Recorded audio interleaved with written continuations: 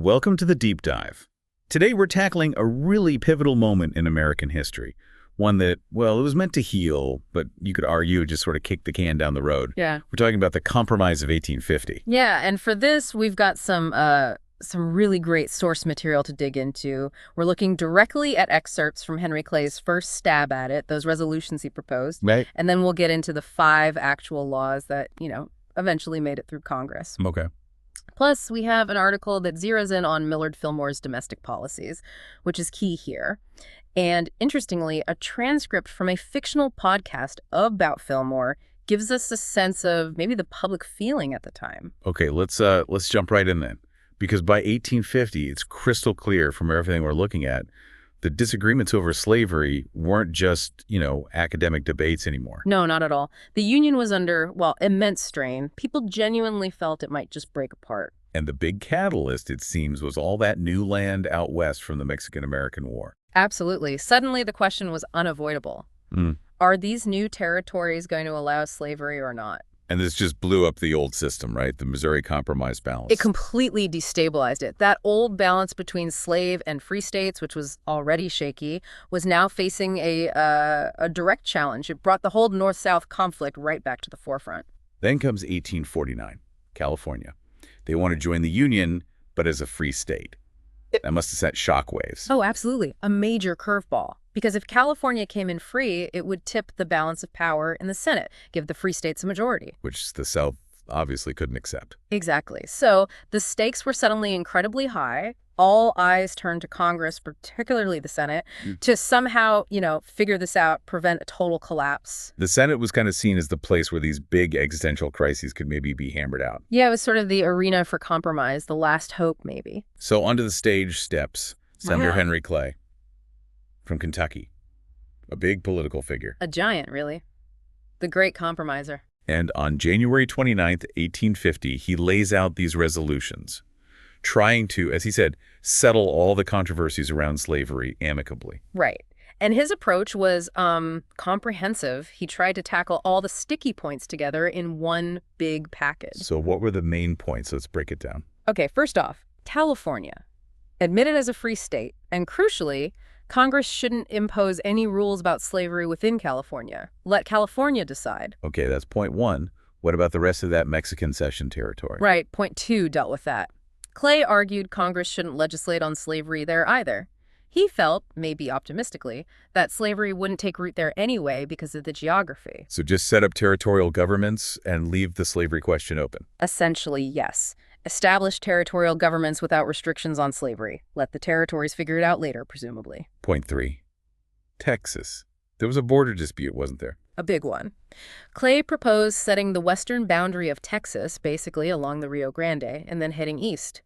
This meant Texas would have to give up its claim to a big chunk of what we now know as New Mexico. And I bet Texas wasn't thrilled about that. How did Clay try to sell it? Well, that leads to point 4, the sweetener. The U.S. government would pay off a portion of Texas's pre-annexation public debt. Money. Exactly. In exchange for Texas formally giving up those land claims on New Mexico territory.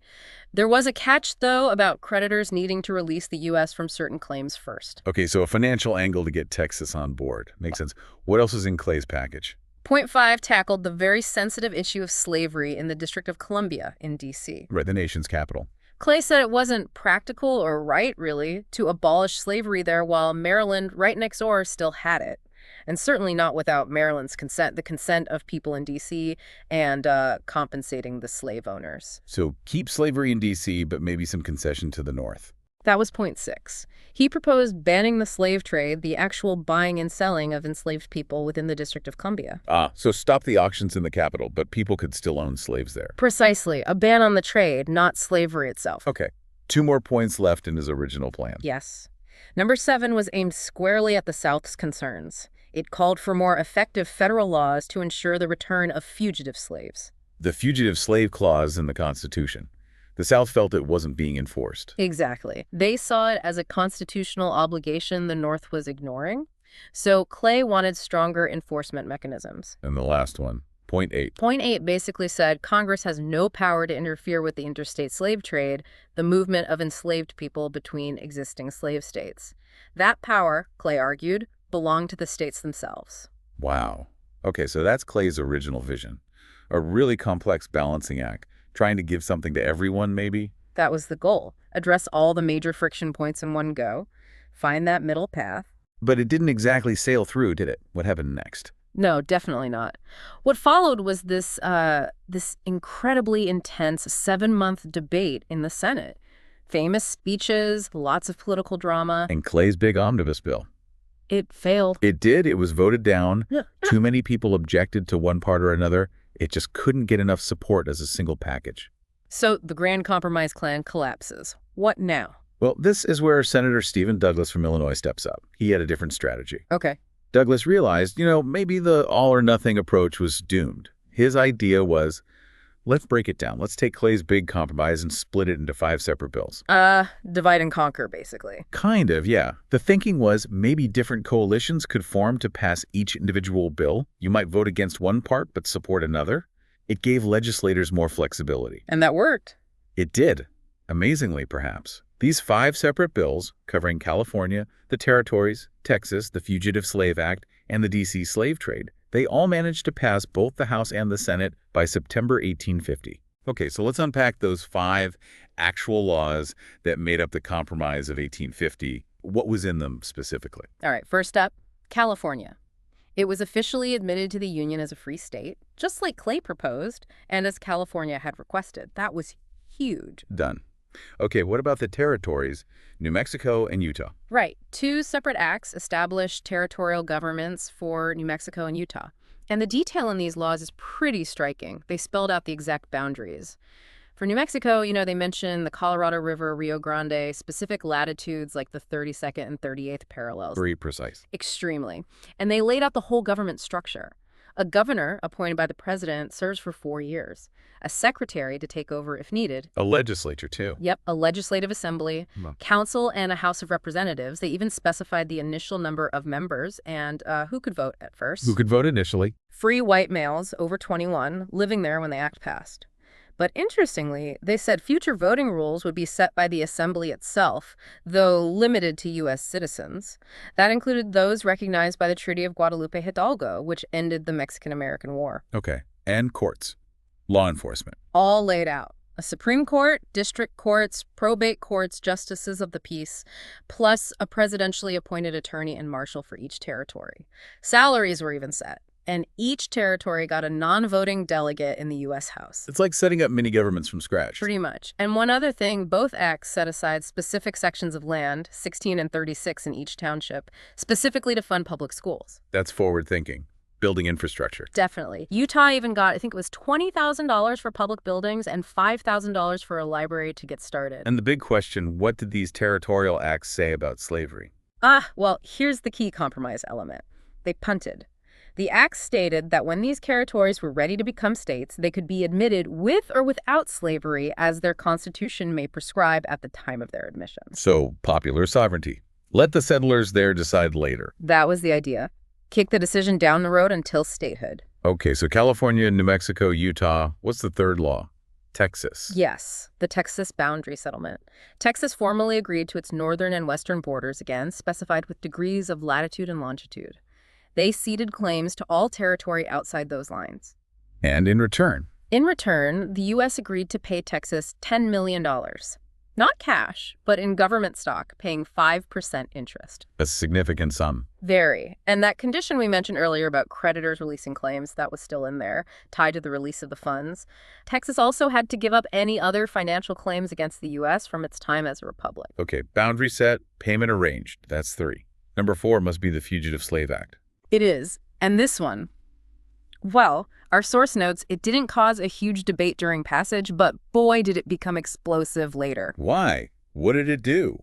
It strengthened the old 1793 law. Significantly strengthened it, yes. The reach was the striking thing. It basically deputized everyone. Federal marshals, local police, everyone in all states, north and south, were legally required to help capture suspected fugitive slaves. Required, even in states that oppose slavery. Yes. Refusal could lead to fines. And it created federal commissioners specifically to handle these cases. They had the power to issue certificates saying, yep, this person is a fugitive, take them back south. What about the rights of the person accused? That's the other deeply controversial part. The accused person was denied the right to testify in their own hearing. They couldn't speak for themselves. Wow. And the commissioner's certificate, that was considered conclusive proof. No appeal, really. Game over. Take them back. That sounds heavily weighted against the accused. It absolutely was. Plus, citizens could be commanded, literally ordered to help marshals catch fugitives. If you obstructed an arrest or helped hide someone, heavy penalties. Fines up to $1,000, prison up to 6 months, plus you could be sued civilly for another $1,000 per fugitive. And I heard something about how the commissioners were paid. Yeah, that too. They got paid $10 if they issued a certificate to return the fugitive, but only $5 if they decided the proof wasn't enough and let the person go. So, a financial incentive to send people back. Critics certainly saw it that way. Whether intended or not, it created at least the appearance of bias. The law also had provisions for marshals to keep custody if they feared a rescue attempt. This sounds like a law designed to be enforced strongly. In no question. It put the power of the federal government firmly behind the capture and return of escaped slaves, overriding state or local objections. Okay, that's 4 laws. What was the 5th and final piece of the compromise? The 5th Act addressed that issue of the slave trade in the District of Columbia. The one Clay had proposed banning. Exactly. This law made it illegal, starting January 1st, 1851, to bring any enslaved person into D.C. for the purpose of selling them, or to put them in a holding pen, a depot for later sale somewhere else. So shutting down the public slave markets and depots in the capital. That's the idea. And if someone was brought in violating this law, they were supposed to be freed. It also gave local authorities in Washington and Georgetown the power to break up any such slave depots. But again, like Clay's original idea, this didn't end slavery itself in D.C. No, it explicitly targeted the trade within the district. People who already held slaves there could keep them. It was a step, a concession to anti-slavery sentiment, but a limited one. Okay, so those are the 5 pillars of the Compromise of 1850.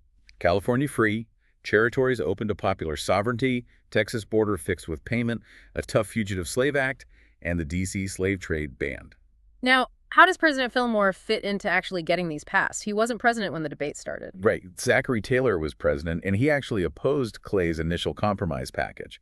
But then Taylor died suddenly in July 1850. Right in the middle of everything. Exactly. So Vice President Millard Fillmore becomes president, and this was a huge shift. Fillmore's views, as our Miller Center article points out, were very different from Taylor's. Also, Fillmore was much more inclined towards compromise to save the Union.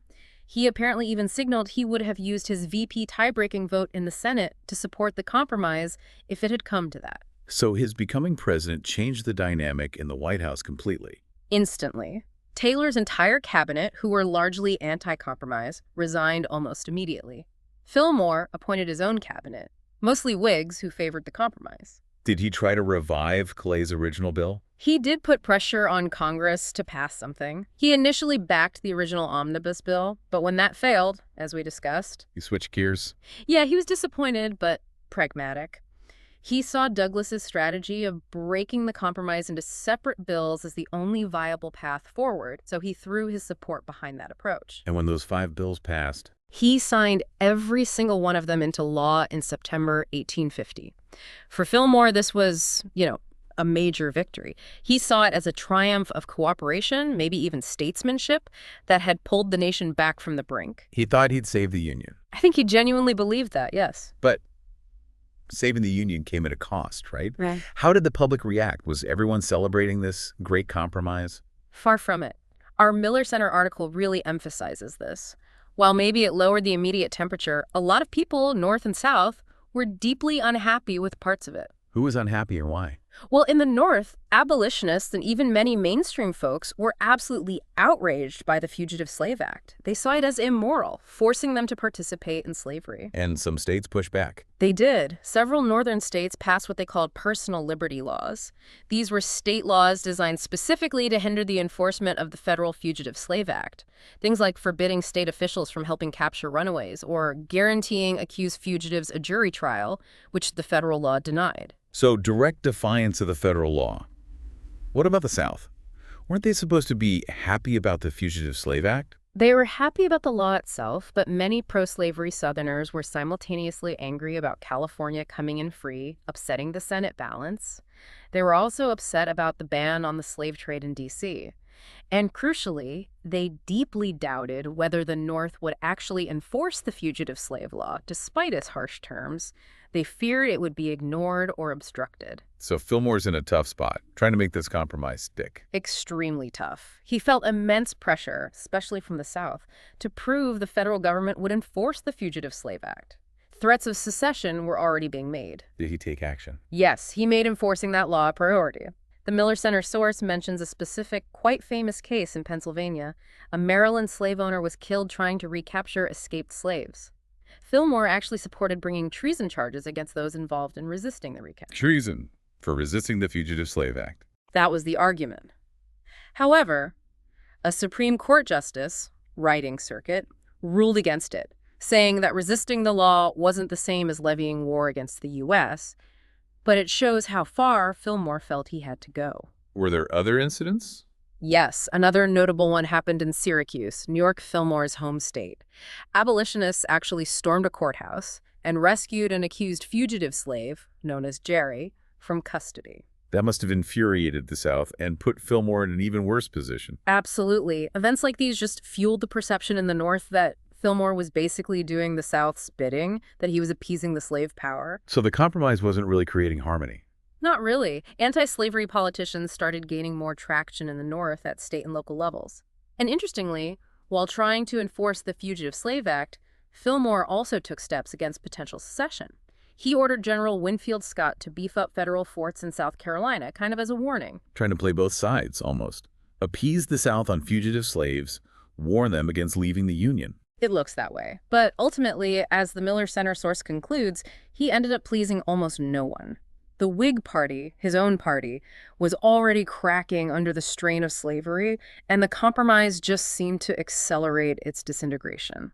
That fictional podcast transcript you mentioned, does it shed light on this, the public mood? Yeah, it does a nice job capturing that feeling of fragile peace.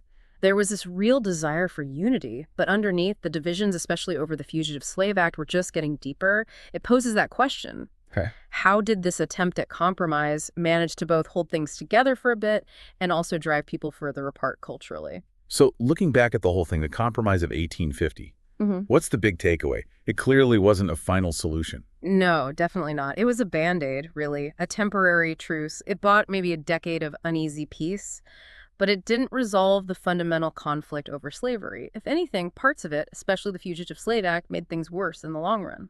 It really highlights the difficulty, maybe the impossibility, of compromising on deeply held moral issues, doesn't it? It really does. How do you maintain unity when different parts of the country have fundamentally opposing values? The compromise tried to find a political solution, but the Fugitive Slave Act, particularly, forced a moral confrontation that legislation couldn't just smooth over. It suggests that maybe just finding political middle ground isn't enough if you don't address the root causes. Those tensions just pop up somewhere else. Exactly. It just festered. This whole period, then, really makes you think about the limits of politics when faced with these deep moral divides. The Compromise of 1850 was this massive effort, but it failed to secure lasting peace.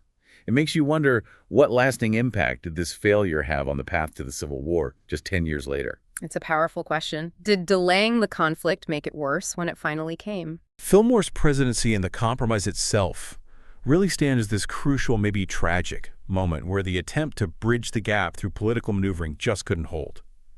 It leaves us on the provocative thought: what are the limits of political solutions when a nation faces fundamental moral disagreements? And thinking about today, how relevant are the lessons from this period to the divisions we see in our own time? Something to definitely reflect on.